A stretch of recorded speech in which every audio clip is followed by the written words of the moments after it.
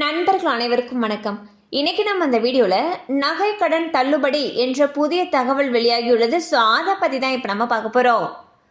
தமிழகத்தில் கடந்த 2021ஆம் ஆண்டு ஸ்டாலின் அவர்கள் தலைமையிலான திமுக அரசு ஆட்சி அமைத்த நிலையில் மக்களுக்கு பல்வேறு நலத்திட்ட உதவிகளை செய்து வருகிறது.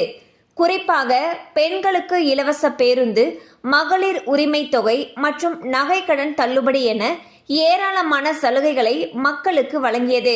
தற்பொழுது 2026ஆம் ஆண்டு சட்டமன்ற தேர்தல் நெருங்கிக் கொண்டிருக்கும் நிலையில் திமுக தாங்கள் செய்த சலுகைகளை மக்களுக்கு எடுத்துரைத்து மீண்டும் தங்களுக்கு வாக்களிக்கும்படி தேர்தல் பரப்புரையில் ஈடுபட்டு வருகிறது.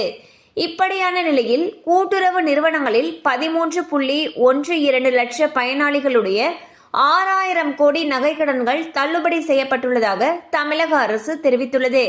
அதனைப் போலவே மகளிர் சுய உதவி குழுக்களுக்கு வழங்கப்பட்ட 2775 கோடியும் தள்ளுபடி செய்யப்பட்டுள்ளதால் 1,17,617 குழுக்கள் பயனடைந்திருப்பதாக கூறப்பட்டுள்ளது.